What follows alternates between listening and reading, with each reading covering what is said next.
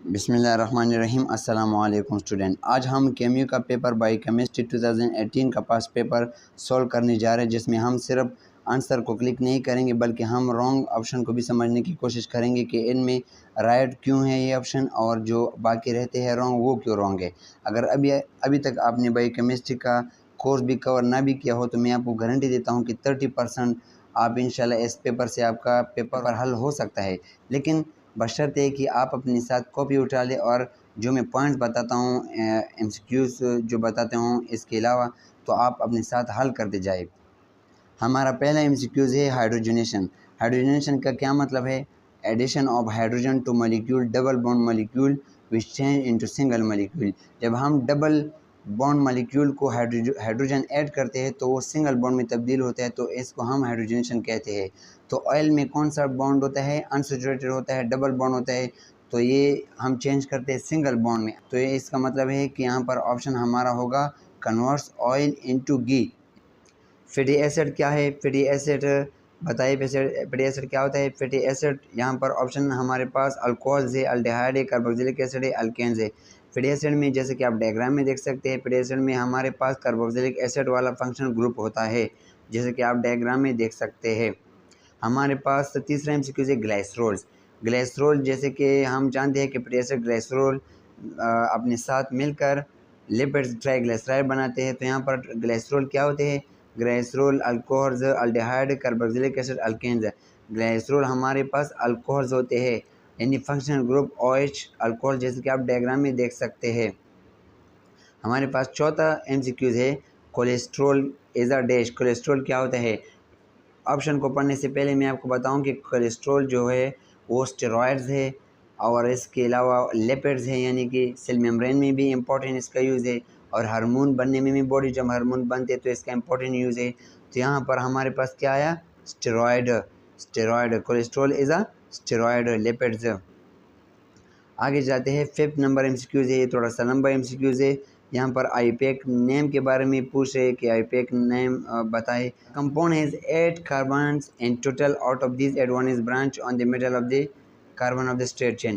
पहले तो आप 8 कार्बन वाला चेन बनाएंगे, उसके बाद जो दरमियान में कार्बन होता है उस पर आप एक ब्रांच मिथाइल ग्रुप CH3 लगाएंगे, और जब आपने CH3 लगाया next to the middle carbon attach OH group, और इसके बाद जो मिडल कार्बन है उसके बाद OH भी अटैच है। OH कहाँ पर अटैच है? The terminal functional group is CHO, OH is near to the functional group. जैसे कि यहाँ बताया गया कि टर्मिनल ग्रुप जो है CHO है और OH ग्रुप कहाँ पर अटैच है? Near to the functional group, जैसे कि आप डायग्राम में देख सकते हैं। तो फिर आईपैक नेम क्या हुआ? जैसे कि आप डायग्राम में देख सकते हैं, मैंने 8 कार्बन वाला चेन बनाया और उसके बाद मिडल पर ब्रांच अटैच किया, OH ग्रुप भी साथ बनाए नेक्स्ट टू ब्रांच, और इसके बाद CHO ग्रुप के साथ ही OH कर अल्कोहल लगा दिया कार्बन पर। तो हमारे पास यहाँ पर ऑप्शन जो आता है हमारे पास 5 में D, 4 मिथाइल 3 हाइड्रोक्सी हेप्टानोल। तो यहाँ पर हमारे पास डी ऑप्शन आता है। इस पर आप जब प्रैक्टिस करेंगे तो आपको इंशाल्लाह आसान होगा। 6 number MCQs, molecules in it can move at high speed in all direction. यहाँ पर हमारे पास जो एमसीक्यूज है ये बताया कि हाई स्पीड में जो मॉलिक्यूल है वो कौन सा है जो ऑल डायरेक्शन में हरकत करता है, movement. Solid, liquid, gas, plasma. यहाँ पर हमारे पास गैस आता है ऑप्शन नंबर C, क्योंकि गैस वाहिद इस तरह मॉलिक्यूल्स है जो हर डायरेक्शन में जाते हैं, स्पिनिंग रोटेशन भी करते हैं और रोटेटरी, सर्कुलेटरी, हर किस्म के मोशन करते हैं जब आप कंटेनर में बंद करते हो। हमारे पास 7 एमसीक्यूज है। द मॉडल रिप्रेजेंट, ये जो मॉडल है जो आप डायग्राम में देख रहे हैं ये कौन सा मॉडल है? थॉमसन मॉडल नहीं, थॉमसन ने इलेक्ट्रॉन डिस्कवर किया था 1897, लिखने अपने साथ। और दूसरा आता है रदरफोर्ड मॉडल। रदरफोर्ड मॉडल भी नहीं है क्योंकि इन्होंने एटम के बारे में बताया था 1909 में, और एटम का स्ट्रक्चर बताया था कि यहाँ इसमें न्यूक्लियस होता है और ये एम्प्टी स्पेस वाला एटम होता है, इसके इर्द गिर्द नेगेटिव चार्ज घूमते हैं। तो यहाँ पर हमारे पास जो ऑप्शन रहता है वो है बोहर मॉडल। बोहर मॉडल जिसने शेल्स का और एनर्जी का कंसेप्ट दिया, और हमारे पास आखिरी मॉडर्न मॉडल है। मॉडर्न मॉडल में क्या किया, रदरफोर्ड मॉडल को मॉडिफाई किया मॉडर्न मॉडल में। तो आपको इस एक एमसीक्यू से 3 एमसीक्यूज़ और क्लियर हो गए, उम्मीद करता हूँ। Which type which which type of chemical bond is shown in the following figure. यहाँ पर हमारे पास डायग्राम है, नाइट्रोजन है और साथ बोरॉन अटैच हुआ है। जैसे कि हम यहाँ पर देख सकते हैं कि हमारे पास 2 इलेक्ट्रॉन अटैच हुए हैं। तो यहाँ पर हमारे पास आयोनिक बॉन्ड तो नहीं है, क्योंकि इसमें सिर्फ चार्ज का अट्रैक्शन होता है। कोऑर्डिनेट कोवेलेंट बॉन्ड बिल्कुल कोऑर्डिनेट है, क्योंकि कोवेलेंट बॉन्ड तो है, इलेक्ट्रॉन शेयरिंग हो चुका है, लेकिन कोऑर्डिनेट में क्या होता है, अ पेयर 2 इलेक्ट्रॉन जब कोवेलेंट बॉन्ड में शेयरिंग होती है तो इसको हम कोऑर्डिनेट कोवेलेंट बॉन्ड होते हैं। तो हम यहाँ पर देख सकते हैं कि 2 इलेक्ट्रॉन अटैच हुए रिएक्शन के बाद, तो कोऑर्डिनेट कोवेलेंट बॉन्ड हुआ। कोवेलेंट बॉन्ड ये सिंपल क्यों नहीं, क्योंकि कोवेलेंट बॉन्ड में सिर्फ इलेक्ट्रॉनिक का शेयरिंग होता है, 2 इलेक्ट्रॉन का शेयरिंग होना लाजमी नहीं है। मेटालिक बॉन्ड में तो वैसे भी मेटल्स जब आपस में इलेक्ट्रॉन चेंज करते हैं। हमारे पास नया 9 एमसीक्यूज है। The given compound is dash. Diagram में बताया जा रहा है कि ये कौन सा कंपाउंड है, बताइए कौन सा कंपाउंड है। एनअल्डिहाइड, बिल्कुल। आर ग्रुप और H C double bond oxygen. जब कोई अल्काइल ग्रुप एक अल्काइल ग्रुप होता है तो हम उसको अल्डिहाइड कहते हैं। जब मेथनॉल हो तो सिंपल OH ग्रुप अल्कोहल होता है। कार्बोक्सिलिक एसिड में क्या होता है, OH डबल OH होता है। कीटोन में क्या होता है, कीटोन में जब इसके हाइड्रोजन की जगह एक और R भी होता तब हमारे पास एक कीटोन होता। Identify the type of isomerism. इसमें कौन से टाइप का आइसोमेरिज्म है, पहले आइसोमेरिज्म को जानते हैं। आइसोमेरिज्म का मतलब है कि same chemical molecular properties, molecular formula but different in structure arrangement. Simple structure में तब्दीली होती है तो इसको हम आइसोमेरिज्म कहते हैं। तो यहाँ पर फंक्शनल ग्रुप आइसोमेरिज्म नहीं है, क्योंकि फंक्शनल ग्रुप तो सेम है, वहीं उसी जगह पर है। मेटामर्स हम क्यों नहीं कहते हैं, क्योंकि मेटामर्स में तो सिंपल अल्काइल ग्रुप जो R ग्रुप होता है उनका दोनों साइड पर डिफरेंट होता है। यहाँ पर CH3 सेम R ग्रुप है।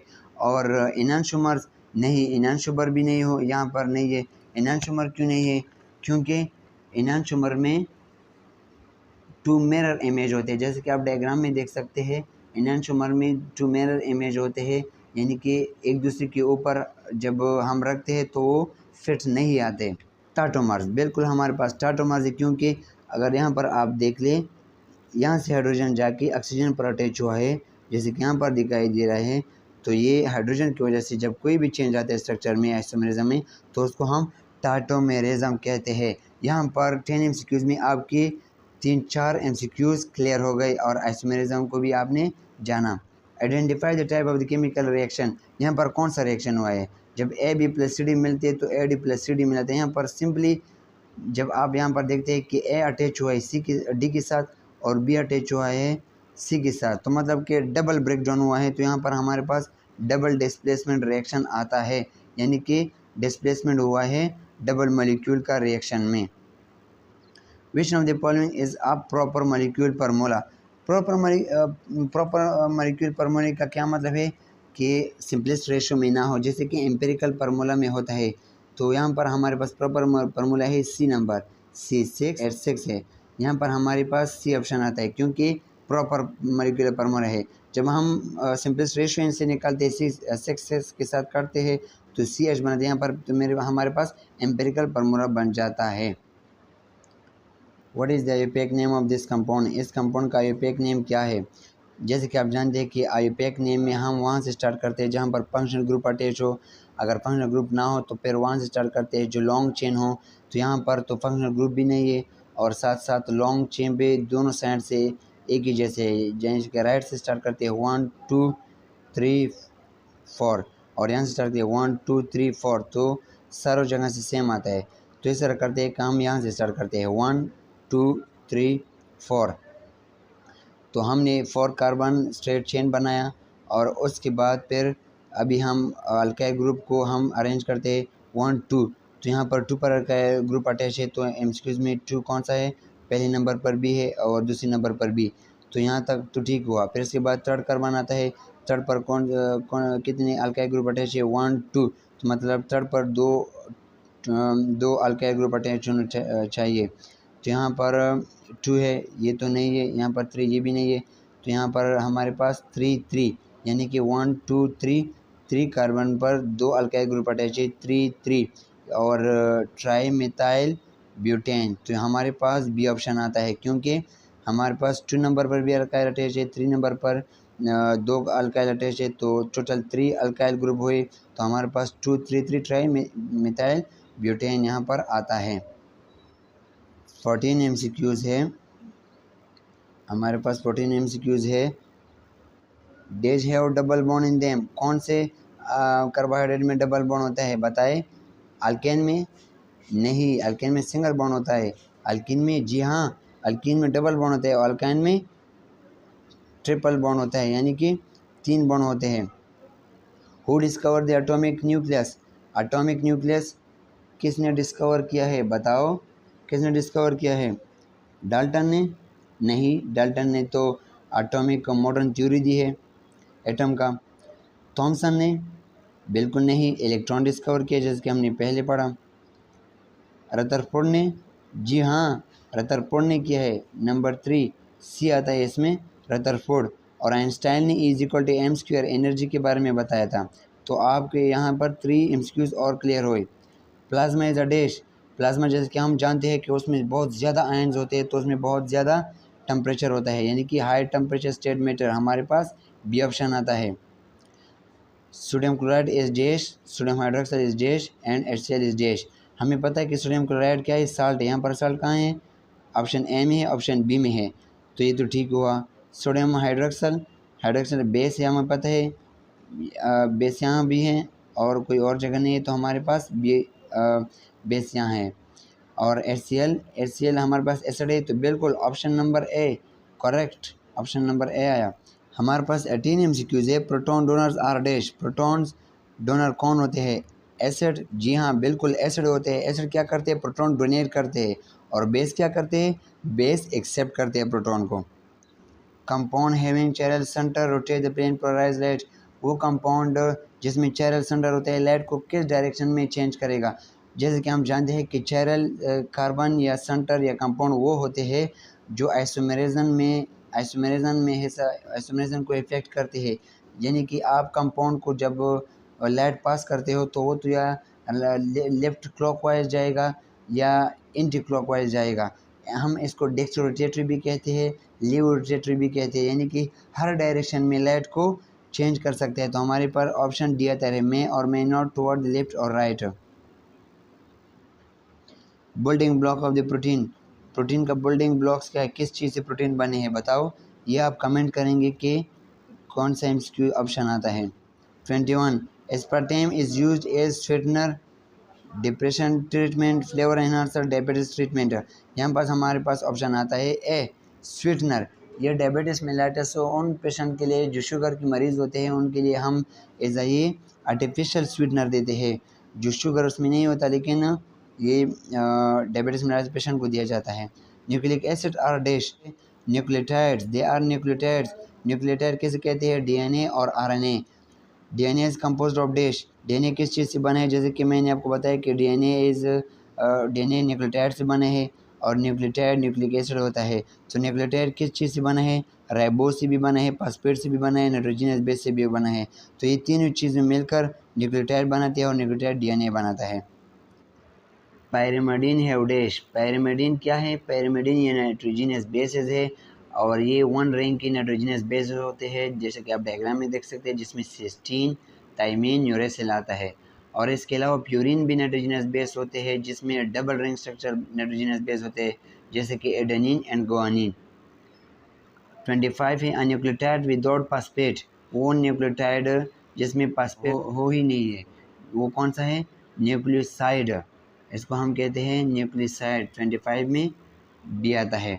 और ये सेम न्यूक्लियोटाइड ही जैसा होता है, लेकिन इसमें फॉस्फेट नहीं होता, तो इसलिए इसे कहा जाता है न्यूक्लियोसाइड। अपने साथ रख लें। हमारे पास 26 है bond between 2 consecutive nucleotide of strength, बहुत इंपॉर्टेंट MCQ है ये भी। और bond between 2 complementary nucleotide of the opposite strand है। यहाँ पर एक सेम न्यूक्लियोटाइड की बात की जा रही है कि एक दूसरे पर जो न्यूक्लियोटाइड रखे जाते हैं उनके दरमियान जो बॉन्ड होता है वो फॉस्फोडाइस्टर होता है, जैसे कि आप डायग्राम में देख सकते हैं। और बॉन्ड वो बॉन्ड जो अपोजिट स्ट्रैंड के होते हैं, एक जगह भी न्यूक्लियोटाइड होते हैं दूसरी जगह भी, और उनके दरमियान जो बॉन्ड होते हैं उसे हाइड्रोजन बॉन्ड कहते हैं, दो अपोजिट न्यूक्लियोटाइड के दरमियान। तो ये इंपॉर्टेंट एमसीक्यूज है। विच वन इज़ करेक्ट, कौन सा करेक्ट है इसमें? आया AT में 2 हाइड्रोजन बॉन्ड है, या 3 हाइड्रोजन बॉन्ड AG में है, या 2 हाइड्रोजन CG में है, या 3 हाइड्रोजन बॉन्ड AT में है? तो हमारे पास यहाँ पर आता है 28 में 2 हाइड्रोजन बॉन्ड AT में, ये नाइट्रोजनस बेसिस है और इसमें 2 हाइड्रोजन बॉन्ड होते हैं। और GC में कितने हाइड्रोजन बॉन्ड होते हैं? 3 हाइड्रोजन बॉन्ड। तो इसलिए हमारे पास गलत है और हमारे पास ए ऑप्शन आता है यहाँ पर, 2 hydrogen bond in AT। Circular DNA किस में होता है? ह्यूमन सेल में, या प्लांट सेल में, या प्लाज्मिड या गोल्जी बॉडी में? याद रखो सर्कुलर सेल DNA तकरीबन ऑल यूकेरियोटिक में होता है, लेकिन ह्यूमन सेल में वाज़ेह तौर पर सर्कुलर DNA होता है। नॉट फाउंड इन RNA, इनमें से कौन सा वो है जो RNA में नहीं होता? तो हमारे पास इसमें यूरेसिल, बिल्कुल यूरेसिल होता है, और राइबोसोम भी होता है, थायमीन नहीं होता, फॉस्फेट होता है। यानी कि सारे होते हैं लेकिन थायमीन की जगह यूरेसिल अटैच होता है। तो हमारे पास यहाँ आता है C, thymine. Energy currency, DNA होता है, RNA होता है, ATP होता है, न्यूक्लियोटाइड होता है। आप कमेंट करके बता दें, शाबाश, कमेंट करें कौन सा है हमारी बॉडी में एनर्जी करेंसी क्या है? DNA है, या RNA है, या ATP है, या न्यूक्लियोटाइड है? ये आप कमेंट करके मैं आपको जवाब दूंगा।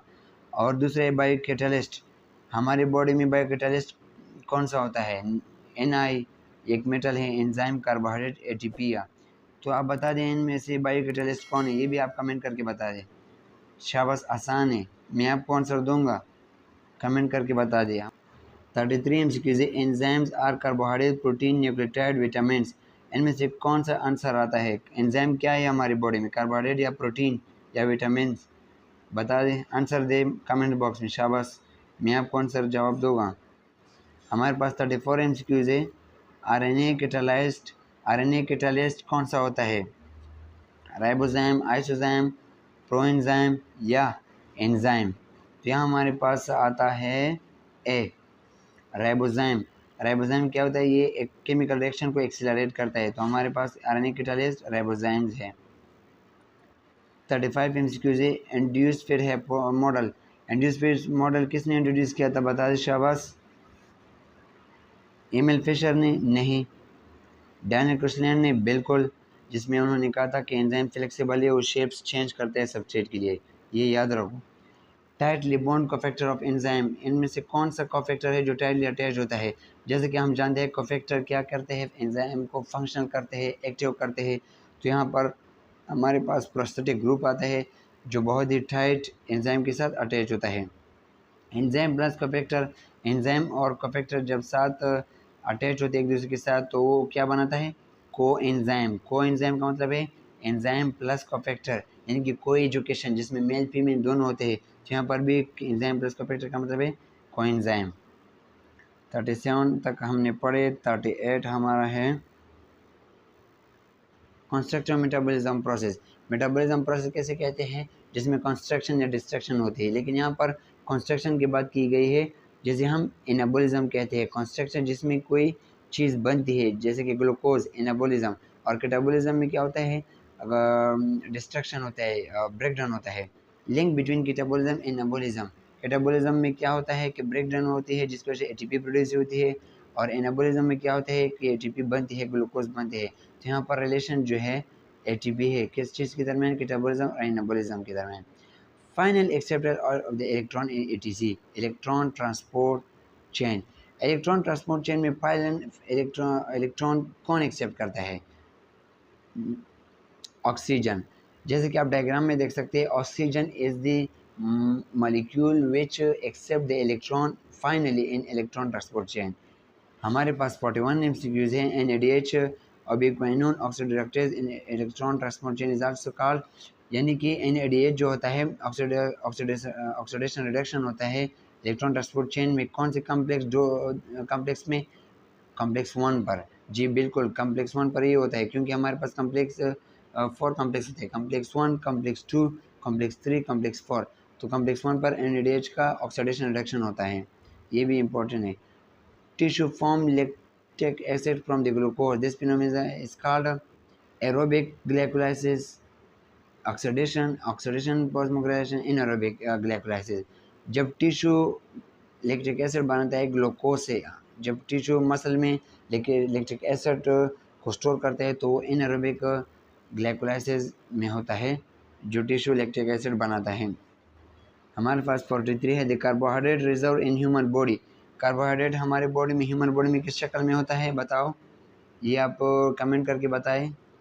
स्टार्च में नहीं, वो तो प्लांट्स में होता है। ग्लूकोज नहीं, ये तो हम यूज़ करते हैं, स्टोर फॉर्म नहीं होता। ग्लाइकोजन, जी बिल्कुल, ग्लाइकोजन की शक्ल में हमारी बॉडी में ग्लूकोज स्टोर होता है। All protein contain dash, protein में क्या होता है, सारे प्रोटीनों में सेम 20 अमीनो एसिड नहीं। 300 amino acid occurring in nature, आया 300 अमीनो एसिड कुदरती होते हैं नहीं, 500 हमारे होते हैं नेचर में, ये भी इम्पोर्टेंट है। डिफरेंट अमीनो एसिड, बिल्कुल डिफरेंट अमीनो एसिड, अगर इसकी जगह ये आता होता कि 20 डिफरेंट अमीनो एसिड तो फिर हमारे पास ऑप्शन ए आता, तो हमारे पास बी ऑप्शन आया। हमारे पास क्विज नंबर है 45। N example of the chromoprotein is dash, इनमें से क्रोमोप्रोटीन का एग्जाम्पल कौन सा है। जैसे कि हम जानते हैं कि क्रोमोप्रोटीन का मतलब है, chromo mean colour, protein mean मतलब कलरफुल प्रोटीन, जैसे कि हेमोग्लोबिन है, बिल्कुल ऑप्शन नंबर ए।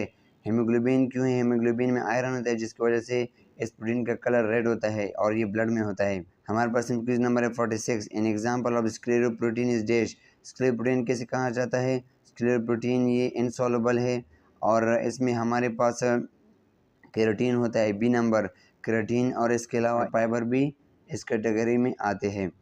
हमारे पास क्वेश्चन नंबर है 47। Casein the milk protein is dash, casein और मिल्क कौन से प्रोटीन है, ग्लाइकोप्रोटीन, बिल्कुल डी नंबर ग्लाइकोप्रोटीन है हमारे पास। The protein present in hair, हमारे पास प्रोटीन हेयर में कौन से होते हैं, केराटिन, बिल्कुल जो इनसॉल्युबल होते हैं। MCQ number 49. Each turn of alpha helix contain the amino acid resonance number dash, हमारे पास अल्फा हेलिक्स में कौन सा नंबर होता है, कौन से हेलिक्स का नंबर होता है 3.6, जी हाँ 49 में ए। MCQ number 50. Tertiary structure of a protein describe, tertiary structure of protein हमें किस चीज़ के बारे में बताती है।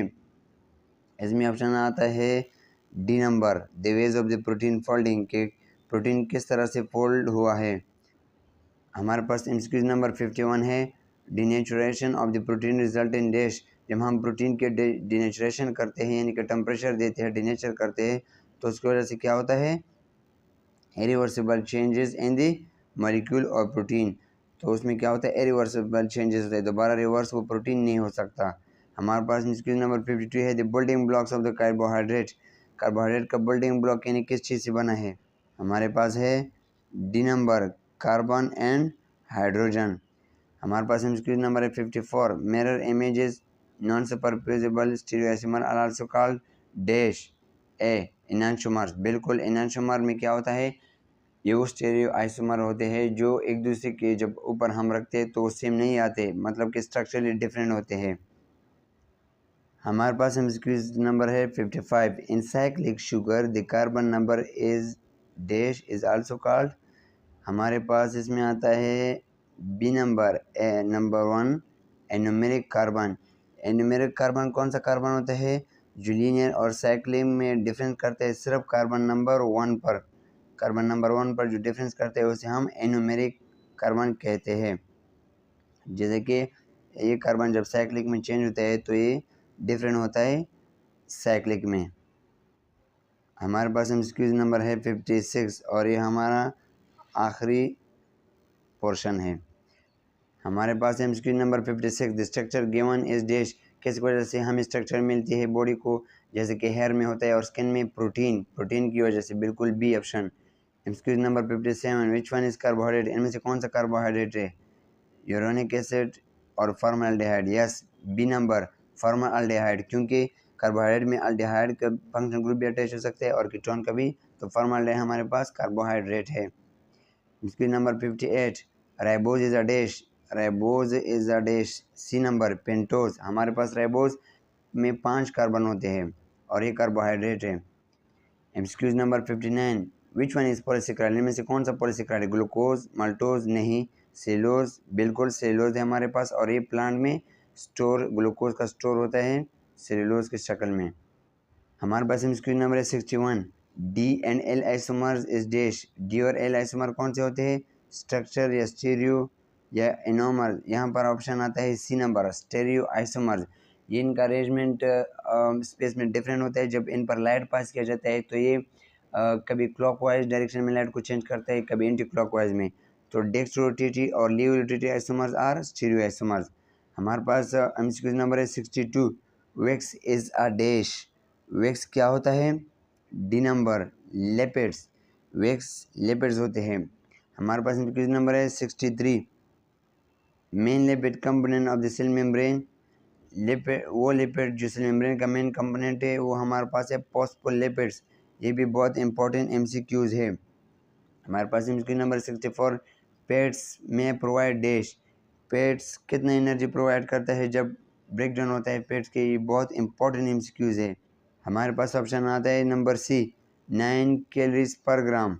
हमारे पास एमसीक्यू नंबर 65 है, कार्बोहाइड्रेट में प्रोवाइड, कार्बोहाइड्रेट कितना एनर्जी प्रोवाइड करता है? 4 कैलोरीज पर ग्राम।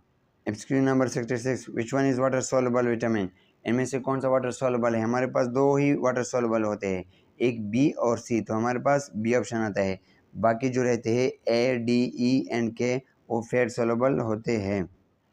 MCQ number 67, oil are liquid at room temperature pressure due to. Oil liquid होता है रूम टेम्परेचर पर किसकी वजह से? अनसैचुरेटेड फैटी एसिड की वजह से। जी हाँ, ऑयल में डबल बॉन्ड होता है जिसकी वजह से अनसैचुरेशन आती है, अनसैचुरेटेड होते हैं जिसकी वजह से वो लिक्विड होते हैं। MCQ number 68, fatty acid are band due to. Fatty acid band होते हैं किसकी वजह से? अनसैचुरेशन की वजह से। जी हाँ, हमारे पास इस तरह फैटी एसिड भी है जो सैचुरेटेड होते हैं और इस तरह भी है जो अनसैचुरेटेड होते हैं। तो जब अनसैचुरेटेड फैटी एसिड होते हैं तो वो बैंड होते हैं। 69, लिपिड्स हैव डैश।